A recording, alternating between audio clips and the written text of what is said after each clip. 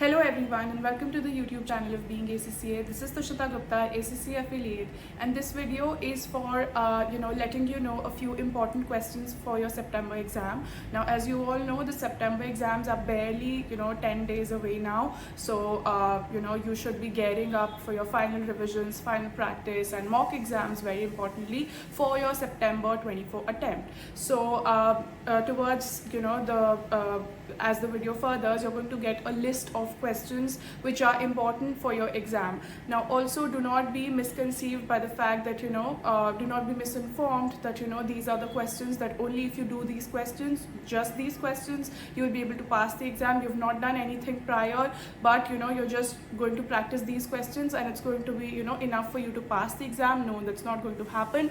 These questions are for your revision purposes. These questions are for those students who have done the syllabus once, those who have completed at least one kit once, and then they are in the process of their final revision. So these questions have been handpicked by us, which will help you to revise the core concepts. These are the latest past paper questions, so these will help you to see what kind of a pattern is being followed in the recent attempts. So these questions are there for your final revision and practice.